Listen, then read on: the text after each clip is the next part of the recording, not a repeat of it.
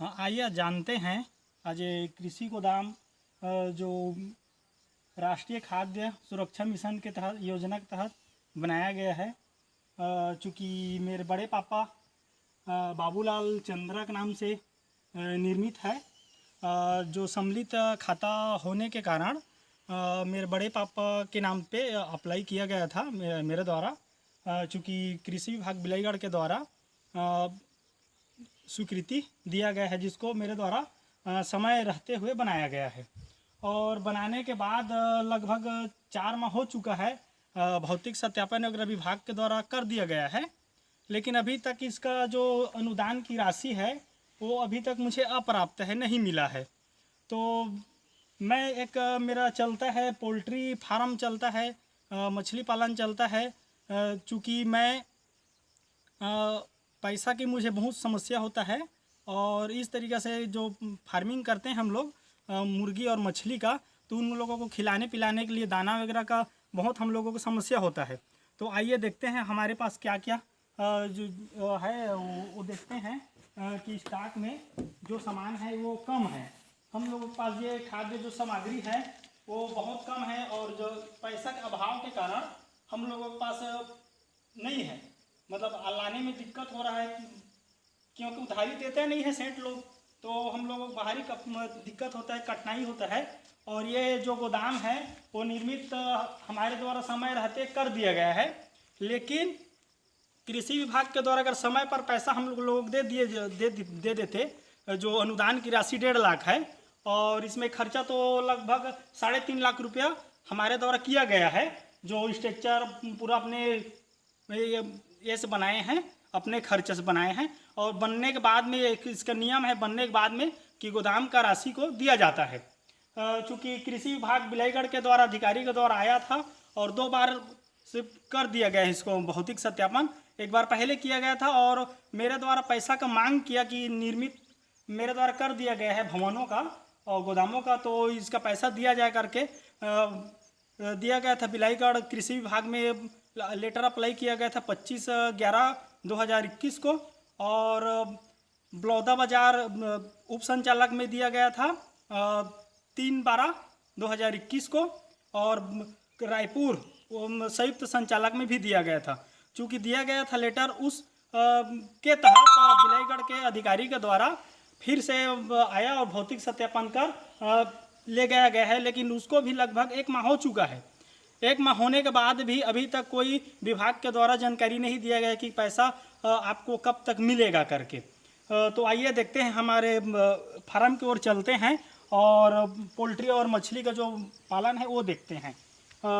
चूँकि हम लोगों को बहुत दिक्कत होता है दाना पानी के व्यवस्था में और पैसा का भाव में, और मैं इसको लोन लेकर और क्या बोलता है दूसरे से वो लेकर कर्जा लेकर मैं जो बिजनेस को कर रहा हूँ, और इसमें जो भी बिजनेस का मेरा पैसा है पोल्ट्री का वो फंस चुका है।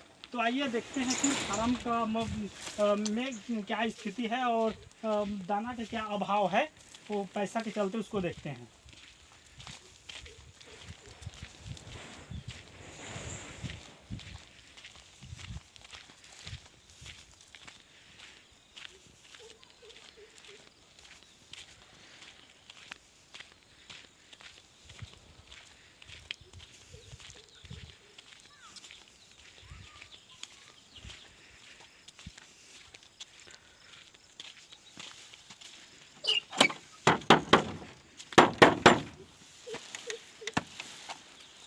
ये है हमारा 3000 काकरेल का जो बेच है वो डाले हुए हैं। 3000 का बेच डाले हुए, जो कि इन लोगों के दाना रख रखाव में बहुत वो होता है, मतलब सामना करना पड़ता है। चूँकि इन लोगों को खिलाने पिलाने के लिए बहुत सारा अमाउंट का ज़रूरत पड़ता है, जो कि 3000 डाले हैं, तो लगभग इन लोगों को खाद्य सामग्री में 3 से 3.5 लाख रुपया खर्चा आएगी। और इनको मतलब इस तरीक़े से है। तो अगर अनुदान की राशि जो पोल्ट्री का जो पैसा है वो जो लोन में लिए थे उसको भी भवन में लगा दिए गए, और जो अन्य व्यक्ति से भी कर्जा लेकर उसको निर्मित किया गया है। अगर समय रहते मिल जाता वो उसके अनुदान की राशि, तो हम लोगों को दर दर भटकना नहीं पड़ता, ना तो मानसिक टेंशन होते, ना तो आर्थिक तंगी होता। तो आइए अब इनको तो देख लिए, देखते हैं फिर मछली पालन और कड़कनाथ की ओर चलते हैं।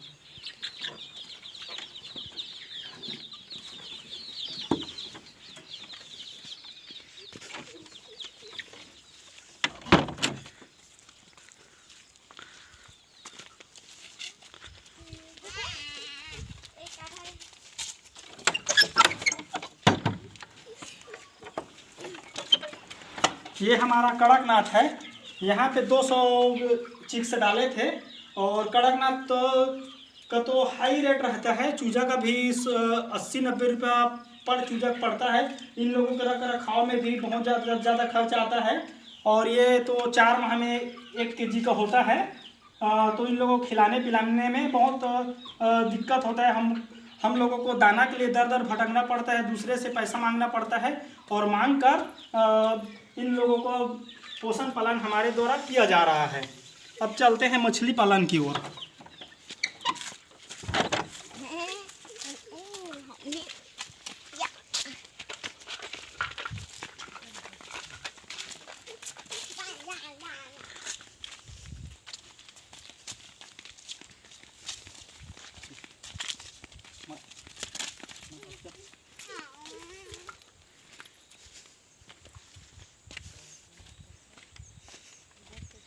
ये अपना छोटे तालाब है। यहाँ पे जो बच्चों का ब्रूडिंग करते हैं, इसमें डालते हैं 4 माह 5 माह डालते हैं, उसके बाद फिर वो उसमें करते हैं, बड़े वाला तालाब में डालते हैं।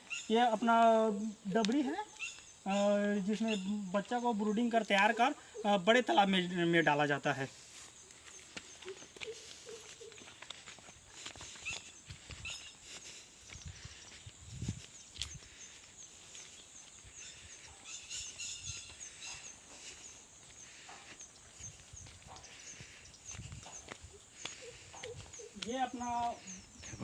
ये अपना बड़ा तालाब है, जो स्वयं का तालाब है, लगभग 5.5 एकड़ का है, और इसमें सरकारी मछली, रोहू, कतला, मिर्कल डाले हुए हैं।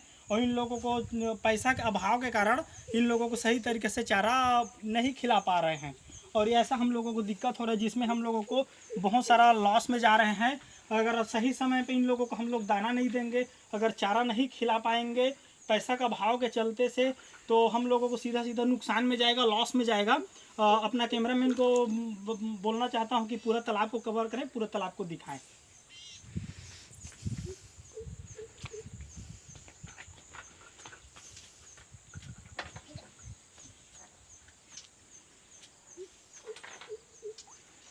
यहाँ भी बताना चाहता हूँ कि चारा के अभाव के कारण मछली तीर में आ रहे हैं, और सही तरीके से इन लोगों को खाना नहीं मिल पा रहा है, जिस कारण ये तीर में इधर उधर घूम रहे हैं।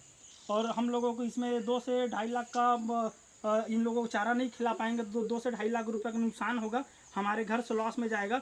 अगर समय रहते हम लोगों को गोदाम का अनुदान का राशि दे दिए होते, तो ना ही तो हम लोगों को मछली पालन में, मछली को चारा खिलाने में दिक्कत होता, नहीं तो पोल्ट्री को चारा खिलाने में दिक्कत होता, और सीधा सीधा इन लोग अगर दे दिए होते तो हमको दर दर भटकना नहीं पड़ता, ना दूसरे से पैसा मांगना पड़ता, ना तो जो अन्य से जो लिए थे वो पैसा में ब्याज के वृद्धि भी नहीं होता, अगर समय पे दे दिए होते तो। और सीधा सीधा लेट लपेट कर रहे हैं कृषि विभाग के द्वारा, और आवेदन देने के बाद भी फिर पुनः भौतिक सत्यापन कराया गया, और भौतिक सत्यापन कराने के बाद भी 1 माह हो चुका, लेकिन आज तक कोई जानकारी नहीं दिया गया है। तो मेरे एक ही मांग है माननीय भूपेश बघेल जी से, हमारे छत्तीसगढ़ के सरकार जी से, कि जल्द से जल्द अपना जो कृषि गोदाम का जो अनुदान की राशि है उसको दिलाने की कृपा करें। अपना माननीय कलेक्टर महोदय जी से मैं निवेदन करना चाहता हूं कि अपना बलौदाबाजार का जी कलेक्टर महोदय जी से कि अपना जो अनुदान की जो राशि है उसको जल्द से जल्द दिलाने की कृपा करें। अपना गांव है ग्राम पंचायत बेल्हा, और मैं Khojan Prasad Chandra, CG agriculture allied sector, किसान न्यूज़ से। जय हिंद।